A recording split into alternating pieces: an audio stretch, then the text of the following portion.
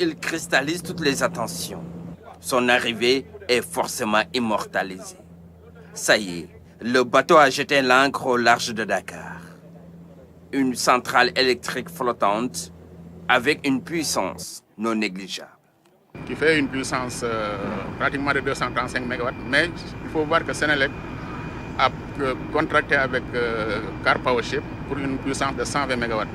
Donc cette centrale-là, quand elle produit de l'énergie, elle l'envoie à travers les lignes de transmission que vous voulez, les deux lignes de transmission, au niveau du poste 90 de Senelec, qui est situé ici à Bel-Air. Après quoi, l'énergie produite est envoyée dans le réseau interconnecté de la Senelec. Ce bâtiment de plusieurs tonnes séjournera à Dakar pendant 5 ans, conformément aux termes du contrat de location. Mais comment fonctionnera-t-il? Elle va fonctionner pendant les 6 premiers mois au HFO.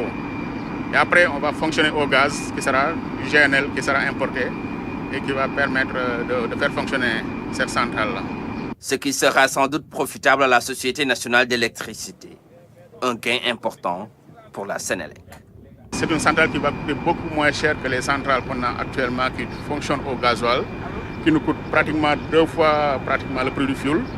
Donc, avec l'arrivée de cette centrale-là, ces centrales qui tournaient au gasoil vont être à l'arrêt.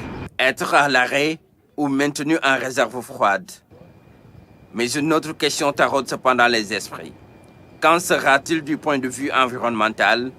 Il n'y aura pas de pollution. On va économiser aussi sur les coûts de maintenance parce que les maintenances seront moindres. Et puis, en fait, avec le gaz, c'est de l'énergie propre.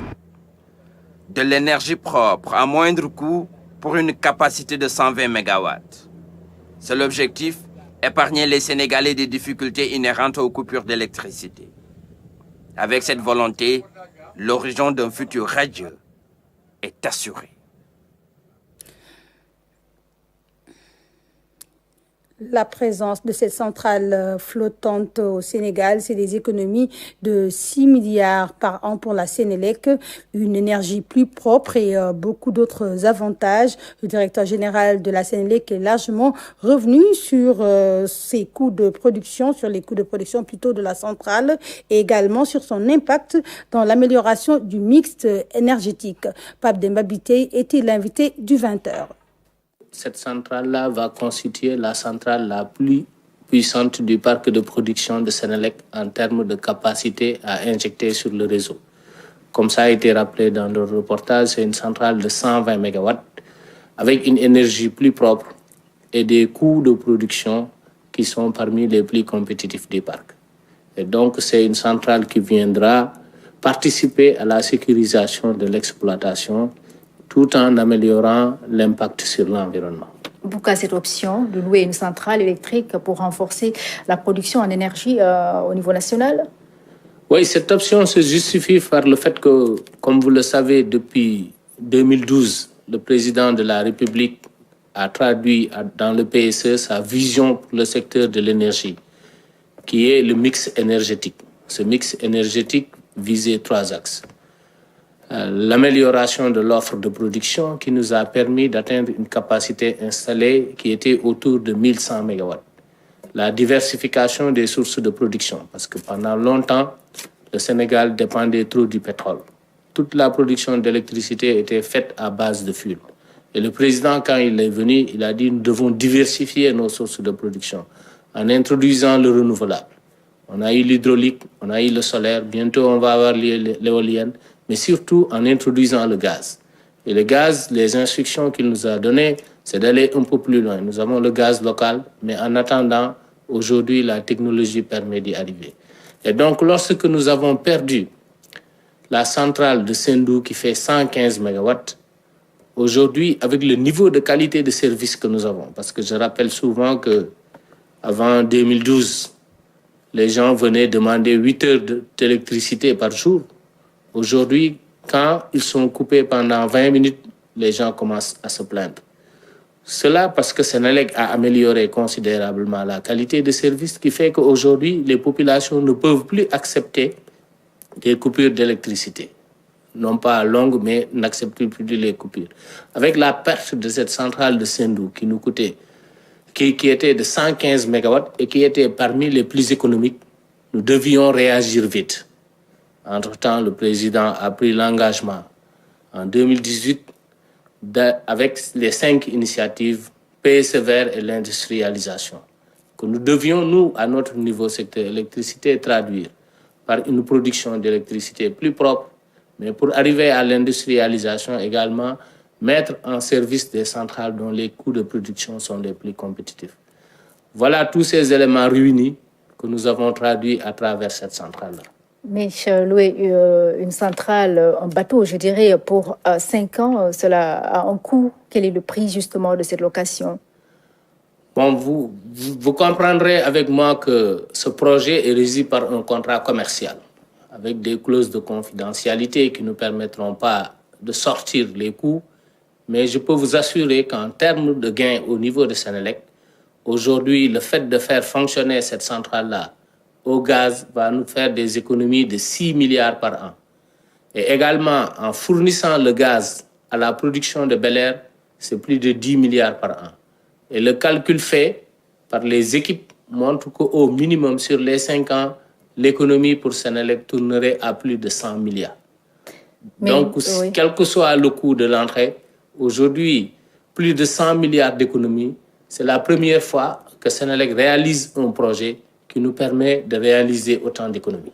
Mais par rapport, par exemple, à l'argent, même si vous n'avez pas avancé de chiffres, l'argent de la location, est-ce que ce montant ne pouvait pas servir à construire une autre centrale ou bien renforcer les capacités des outils existants? Oui, comme vous le savez, le président nous a demandé de travailler en fast track. Aujourd'hui, si nous devions construire une centrale, c'est 3 ans. Est-ce qu'aujourd'hui, les Sénégalais accepteraient de retourner en arrière pendant 3 ans? Je ne le pense pas. Aujourd'hui également, si nous devions attendre une centrale qui fonctionne au gaz normalement, c'est 24 mois la durée. Aujourd'hui, nous avons réalisé ce projet-là en 6 mois. Donc, grâce aux équipes de Senelec qui se sont mobilisées et également grâce au port autonome, à qui je remercie au passage le directeur général, parce que nous avons travaillé en équipe, nous avons fait ensemble les missions en Turquie et également nous avons réalisé le projet ensemble. Donc en 6 mois, Senelec va mettre en service une centrale au gaz qui fera 120 MW. C'est du fast track, vous allez me dire? Exactement, c'est du fast track et aujourd'hui, le bateau est arrivé aujourd'hui et dans la semaine, les premières mégawatts seront sur le réseau de Senelec. Et justement, en termes de couverture, quel est l'impact de cette centrale flottante?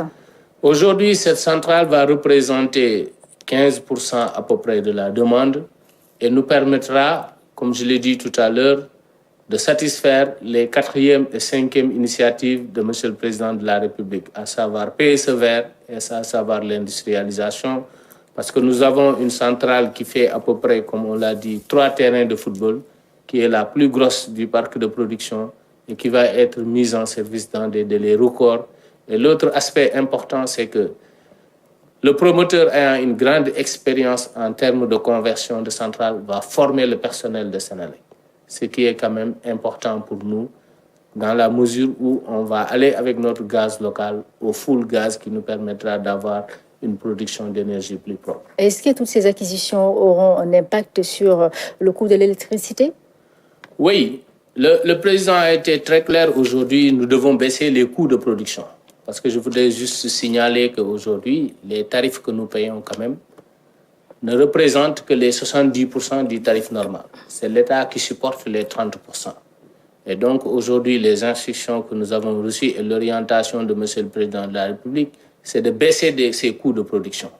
Pour qu'au finish, on puisse espérer répercuter ça en diminuant la compensation et également en baissant le tarif fourni par le consommateur.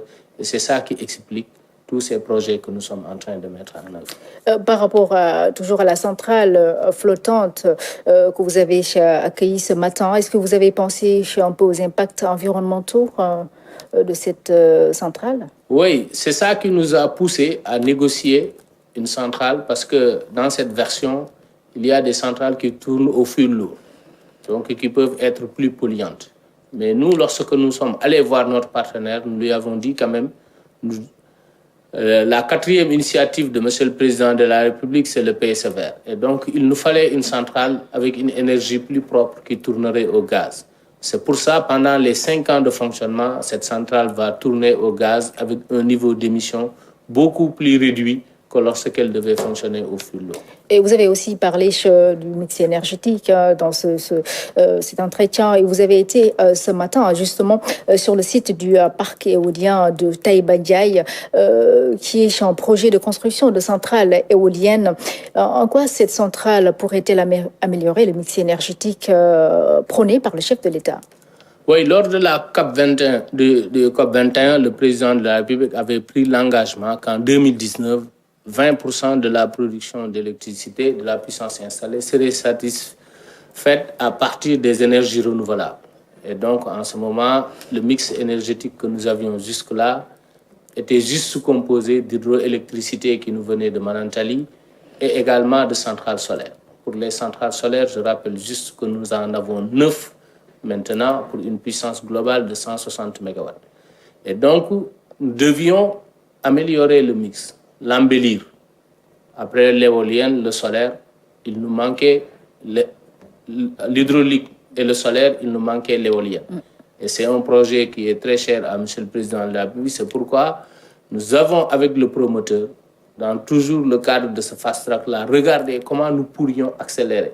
Et aujourd'hui, nous sommes satisfaits de constater ce matin que la première tranche, qui fera 53 MW, sera livrée au plus tard le 8 décembre. Donc, qui permettra non seulement d'élargir le mix, mais également